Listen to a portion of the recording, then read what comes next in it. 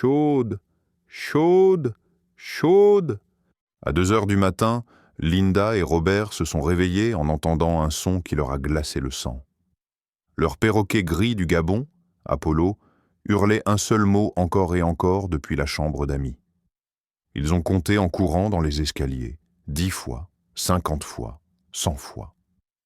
Au moment où ils ont atteint la porte, il l'avait crié 200 fois et son bec était endommagé à force d'avoir détruit les barreaux métalliques en tentant de s'échapper. Plus tôt dans la journée, Apollo avait refusé de laisser leur petit-fils de 3 ans tranquille, se posant sur lui encore et encore, alors ils avaient enfermé l'oiseau. Mais ce qui s'est passé ensuite allait tout changer. Avant de continuer, n'oubliez pas d'aimer et de vous abonner pour ne manquer aucune autre histoire incroyable comme celle-ci, et écrivez dans les commentaires d'où vous regardez et quelle heure il est chez vous. Apollo s'était lancé hors de sa cage dès l'instant où Tommy est arrivé ce mardi matin. Le perroquet gris a volé directement sur la tête du bambin, agrippant ses boucles blondes. Apollo, non. Linda a soulevé l'oiseau de son petit-fils. Dès qu'elle l'a posé, il est revenu directement, sur la tête de Tommy. Encore. « Mamie, oiseau lourd !» se plaignit Tommy. « Qu'est-ce qui te prend ?» Linda a porté Apollo jusqu'à sa grande cage et a fermé fermement la porte. Le perroquet a immédiatement pressé son visage gris contre les barreaux, ses yeux noirs, ronds, fixés sur Tommy avec une intensité qui la mettait mal à l'aise. Il ne jouait pas. Il avait l'air inquiet, vraiment inquiet. Robert est descendu. Qu'est-ce que c'est que tout ce remue-ménage ? C'est Apollo. Il ne laisse pas Tommy tranquille. Au cours de l'heure suivante, Apollo a volé vers Tommy 17 fois. Linda a compté. Chaque fois qu'il le laissait à sortir, il allait directement vers le garçon, se posant sur sa tête, ses épaules, ses bras. Quand il le retirait, il s'agrippait plus fort, sans faire mal à Tommy, mais en se tenant désespérément. Peut-être qu'il est juste sociable, suggéra Robert. Les perroquets s'attachent aux gens. Mais à l'heure du déjeuner, cela s'était produit 32 fois. 32 fois en 5 heures. Tommy pleurait maintenant, couvrant sa tête avec ses mains. « Non, oiseau, va-t'en !» Ça suffit. Robert a attrapé Apollo en plein vol et l'a enfermé dans la cage. Tu le contraries ? Apollo faisait les 100 pas sur son perchoir, secouant frénétiquement la tête et mettant des cliquetis anxieux. Ses yeux ne quittaient jamais Tommy. L'après-midi a empiré. Apollo a arrêté de manger. Ses granulés étaient intacts dans son bol. Il a arrêté de jouer avec son jouet cloche préféré. Il fixait juste Tommy à travers les barreaux, déplaçant son poids d'une patte à l'autre, agité. Puis il a commencé à s'arracher ses propres plumes. « Robert, regarde !» chuchota Linda en pointant du doigt. Apollo arrachait les plumes grises de sa poitrine avec son bec, les retirant une par une. De petites plumes grises dérivaient au fond de la cage. « Il s'arrache les plumes de stress », dit Robert, alarmé. Les oiseaux font ça quand ils sont extrêmement perturbés. Devrions-nous l'emmener chez le vétérinaire ? Il est 16 heures. Le vétérinaire est fermé. On appellera demain à la 1re heure. Tommy était silencieux, trop silencieux pour un enfant de 3 ans. Il était assis sur le canapé, ne jouant pas, ne regardant pas ses dessins animés, juste à fixer le vide, les joues roses. « Tommy, chéri, tu as faim ?» Linda lui a offert ses biscuits à foie préférés. Le garçon a secoué lentement la tête. « Fatigué, mamie. Il n'est que 4 heures. Veut dormir. » Quelque chose n'allait pas, mais Linda ne pouvait pas identifier quoi. Tommy avait joué ce matin. Un peu grognon, peut-être, mais bien.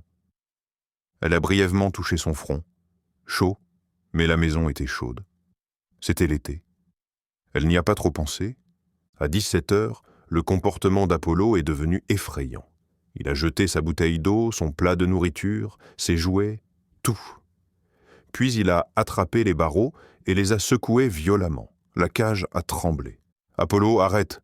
cria Linda. Apollo s'est soudainement jeté contre le côté de la cage, projetant son corps contre les barreaux.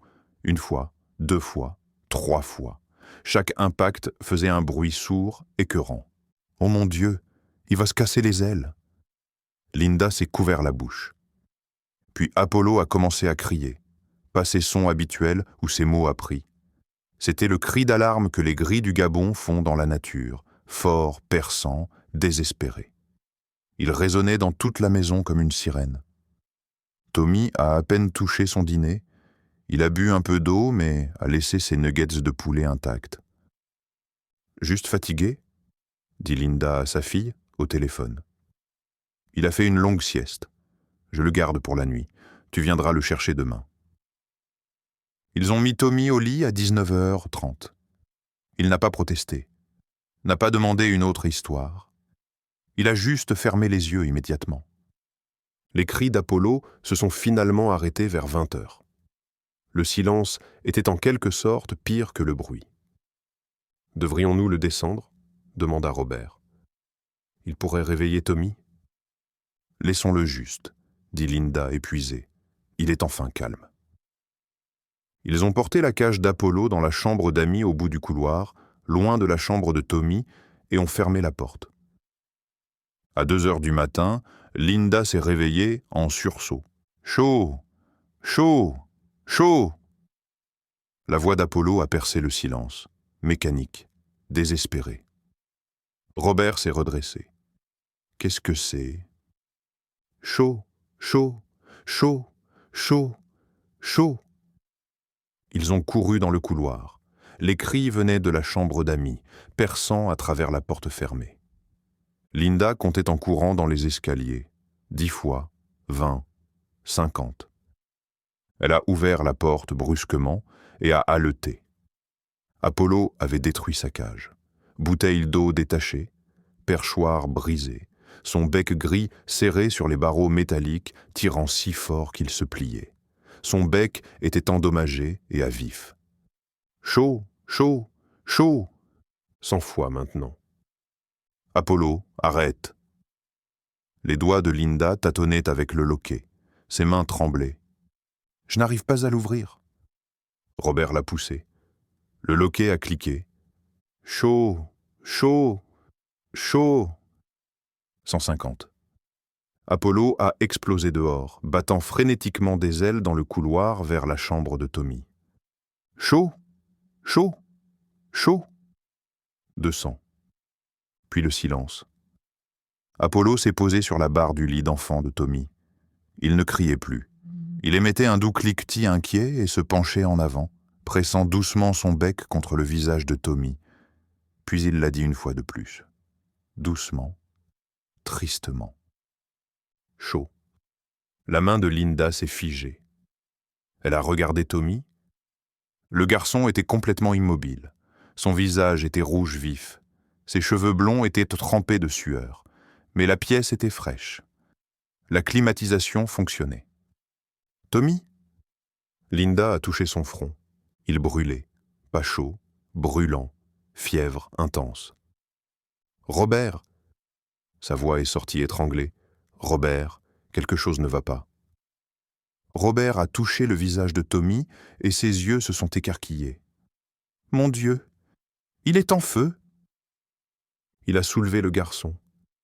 Le corps de Tommy était complètement mou, lourd, sans réaction. Ses yeux ne s'ouvraient pas. Ses lèvres étaient craquelées et sèches. « Tommy, réveille-toi !» Robert lui a tapoté la joue. « Tommy, tu m'entends ?» Rien. Aucun mouvement, aucun son.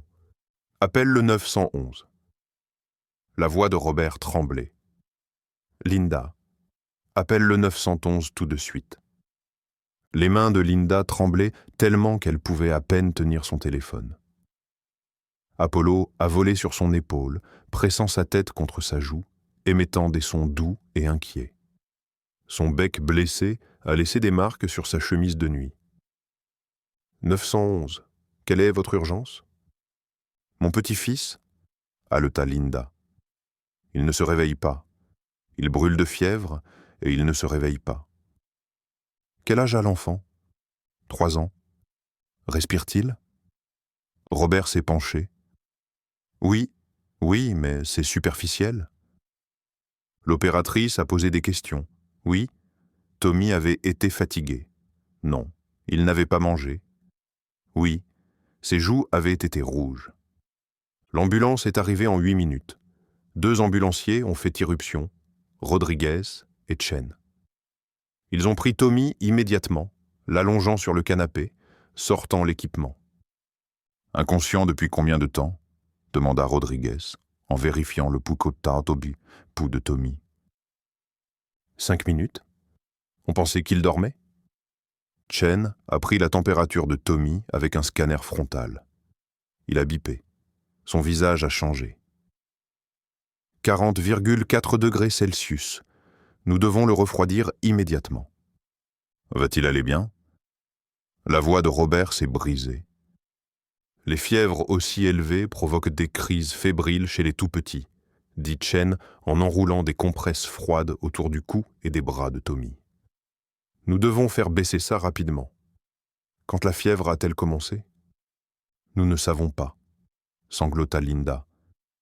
Il semblait aller bien ce matin.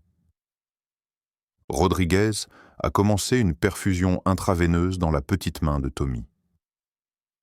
Les enfants de cet âge passent d'imasse et de bien à critique rapidement. À 40,4, nous sommes en territoire dangereux. 1 degré de plus, et nous parlons de lésion cérébrale. Lésion cérébrale. Les mots ont frappé Linda comme un coup physique. Nous l'emmenons à l'hôpital pour enfants, dit Chen en soulevant la civière. Suivez en voiture. Ils ont emporté Tommy. Linda a regardé par la fenêtre tandis que l'ambulance s'éloignait, lumière clignotante, sirène hurlante. Apollo était toujours sur son épaule, pressé contre son cou. Son bec endommagé avait laissé des marques rouges sur ses plumes grises. « Chaud », dit Apollo doucement. Juste une fois. Et Linda a compris. Elle a enfin compris. À l'hôpital, Tommy a reçu des antipyrétiques et des liquides intraveineux. Ses yeux se sont ouverts vers 5 heures du matin, confus, appelant sa maman. Linda a appelé sa fille, qui est arrivée en pleurs. Le docteur Patel est sorti avec les résultats des tests. Tommy a une infection urinaire grave, très avancée, ce qui explique la forte fièvre. Les infections urinaires chez les jeunes enfants sont délicates. Pas de symptômes évidents. Juste une forte fièvre soudaine. Va-t-il aller bien ? La mère de Tommy a serré la main de son fils. Il ira bien. Nous avons commencé les antibiotiques, mais vous l'avez trouvé juste à temps. Le docteur Patel a regardé Linda et Robert sérieusement. À 40,6 degrés, nous voyons des lésions cérébrales. Vous vous êtes réveillés à 2 heures du matin ? Notre perroquet nous a réveillés, dit Robert doucement. Votre perroquet ? Linda a expliqué, le comportement obsessionnel toute la journée. Le mot chaud crié 200 fois, le bec endommagé à force de détruire sa cage. Le docteur Patel s'est penché en avant, soudainement très intéressé. Les oiseaux ont un sens de l'odorat incroyablement développé que la plupart des gens ne connaissent pas. Quand un enfant développe une forte fièvre, son corps libère des composés chimiques spécifiques à travers sa respiration et sa peau, cétone, changements métaboliques. Le perroquet sentait littéralement la fièvre se développer dans le corps de Tommy des heures avant l'apparition de tout symptôme visible. Elle s'est arrêtée, regardant les marques sur la chemise de nuit de Linda. Nous entraînons des chiens d'alerte médicale pour détecter les changements de glycémie et les crises. Cela coûte des dizaines de milliers de dollars et prend des années. Votre perroquet l'a fait purement par instinct. Le docteur Patel a secoué la tête. Cet oiseau a sauvé la vie de votre petit-fils. Si vous l'aviez trouvé le matin, nous aurions une conversation très différente. Des larmes ont roulé sur les joues de Linda. Robert a mis son bras autour d'elle. 2 jours plus tard, ils ont ramené Tommy à la maison. Apollo était recroquevillé dans sa cage, épuisé. Quand Linda a ouvert la porte, il s'est avancé prudemment. « Viens ici, mon doux garçon. » Linda a chuchoté. « Je suis tellement désolé que nous n'ayons pas compris. » Apollo a pressé sa tête grise contre sa joue. Les dommages à son bec encore visibles. Linda l'a tenu près de Tommy sur le canapé. Apollo a doucement pressé son bec contre le front du garçon, testant. Puis il a reculé, a laissé échapper un long souffle profond et a fermé les yeux. Le garçon était en sécurité. La fièvre était partie. « Bon oiseau », dit Tommy doucement en touchant les plumes d'Apollo. « Bon Apollo ». L'oiseau a ouvert un œil et a chuchoté « Bon garçon ».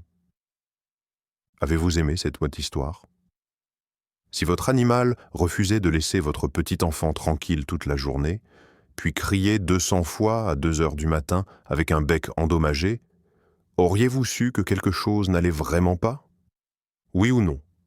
Votre oiseau ou animal a-t-il déjà remarqué quelque chose concernant votre santé que vous n'aviez pas réalisé? Dites-nous dans les commentaires ci-dessous. Si vous avez apprécié cette histoire, n'oubliez pas de vous abonner à cette chaîne et de laisser un like. Merci beaucoup d'avoir regardé. À bientôt dans la prochaine vidéo. Passez une merveilleuse journée.